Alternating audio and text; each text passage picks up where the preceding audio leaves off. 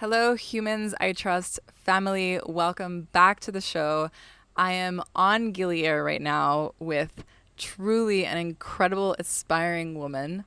Her name is Julie Thonnard, and she is the owner of Slow Villas, which is my favorite place to stay. Sadly, you can't see the beautiful view that we have right now, but maybe we'll cut that in.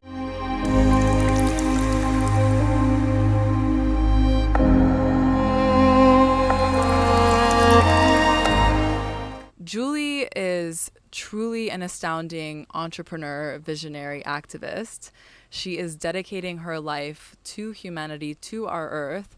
One of her goals is to make Gili Air the first zero waste island in the world, which I'm literally getting chills, like just stating that out into the world because I'm totally behind you on this mission. And I'm an island girl. I grew up in the Dominican Republic, so this is like my second home here after Bali. And so I totally have your back. And we'd love to know a little bit more about you now. So who are you? How did you come to be this incredible woman that, takes on all these different goals, that is, running this incredible hotel, but that is also giving back to the earth and back to her community? I arrived in Gili Air 10 years ago.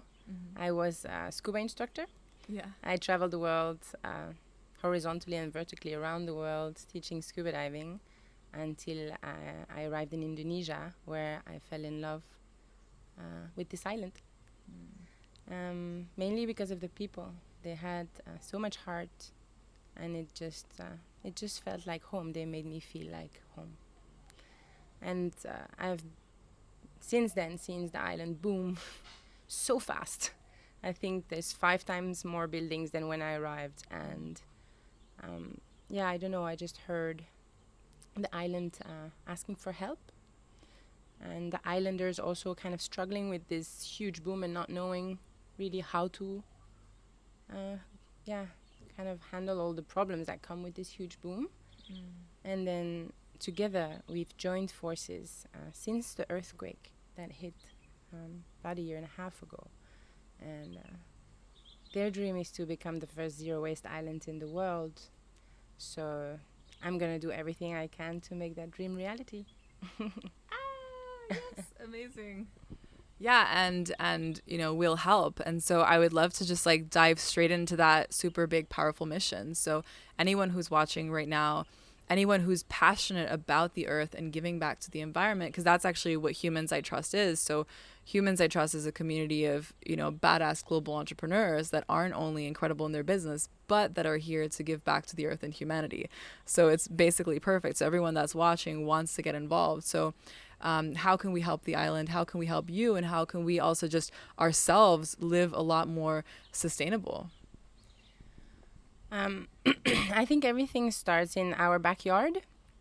So I started with trying to become zero waste myself at home, which is the first step. So looking into your waste and thinking, what can I do with it? I found permaculture, which I think is mind-blowing. Second step is doing it for the hotel. And then the third step would be doing the island and then becoming an example to the world. So you can follow our stories, share them, and just copy what we're doing.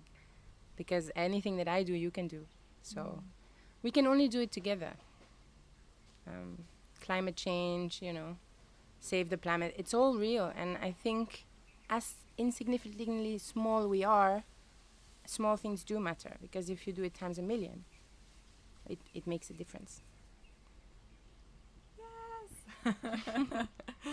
Absolutely. And I love that because, just to rephrase again, so it starts with ourselves is number one in our backyards is how can I live my life more sustainable? And also when it comes to changing the world, saving the world, it always has to start within ourselves. I can't tell someone, hey, stop doing that.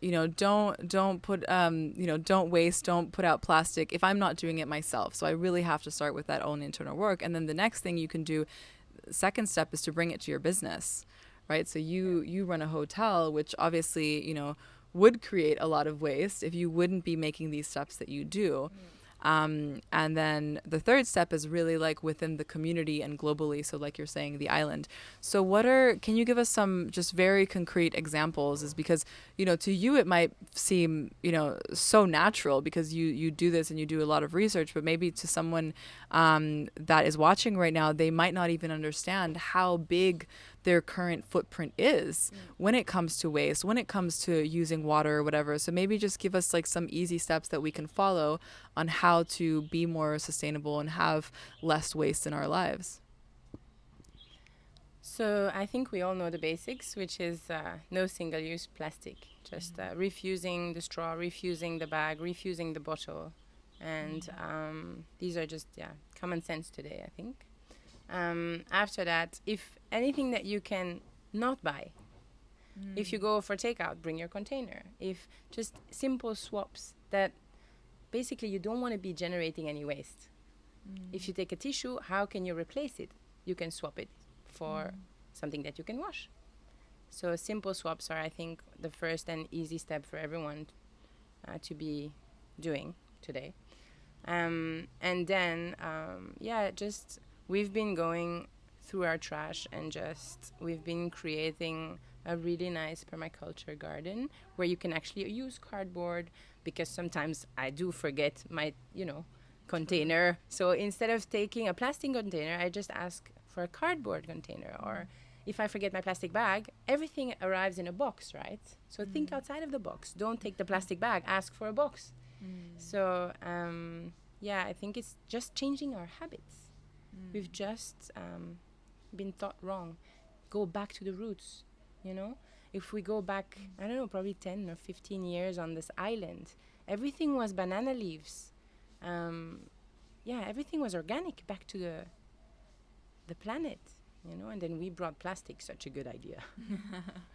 But it's actually, something that exists for life. So even if you have a plastic container that stays for life, but you reuse it 2 million times, is better than single use. I think that's it. Yeah, I think that's great. And I feel like a lot of people are just not stepping up for that as much as they could be. So it's always good to remember. And, even for myself, as I don't use plastic bags. I always have my own with me. Or like sometimes you're in an emergency situation and you're really, really thirsty and you don't have anything with you, and you have to buy a plastic bottle.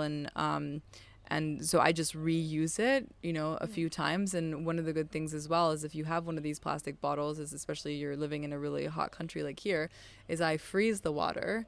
And then I can, when I'm out and about and it's really hot, then I have cold water for a while because it serves its own little ice cube. So there's like smart little tricks that you can do like that to really appreciate every single item that you have and understand the work that has gone into this and also the impact that it would have on the planet if you were just to leave it like that. Okay, I'm just going to do a quick cut here. So I just want to say to you, hold the microphone more to your mouth because you were holding it kind of here like that. So just a little bit closer so that you know. Okay, and cut again. So something that you're really passionate about as well is the slow movement, the slow way of lifestyle. Yes. So something that we know in our current society is that we're just way too overstressed. So many people dying from heart failure, heart attacks. And we are breathing much too shallowly because we're always in this stress lifestyle. So tell us a little bit about the slow movement. Like, what does it mean to you and how do you embody that in your life? So the slow movement is very simple. It's actually rethinking your speed of life.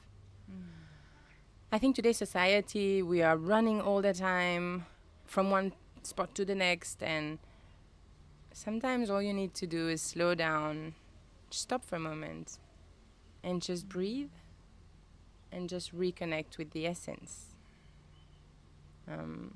of who you are and where you're going and what your purpose is in life. And your passion.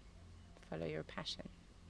So we created a space where people can come and slow down, because even when people are traveling, they need to see everything, go everywhere, go from one temple to the next. Indonesia has 17,000 islands, so they come to Indonesia, they have to see everything. But is not possible. And then they arrive on Gili Air, and there's no motorized vehicles, and they're like naturally slowed down. All the local people are so caring. And then they arrive at Slow, and I've just seen so many people change color. And I think that's what society needs today.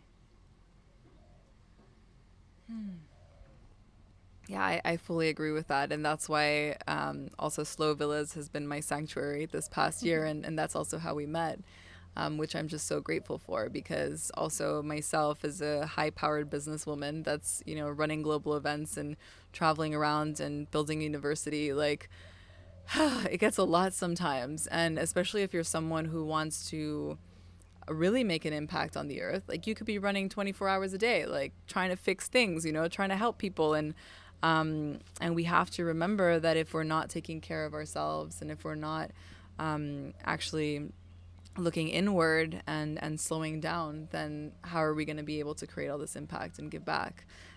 So yeah, thank you for the work that you do, and thank you for all the people that you inspire, because it's so important.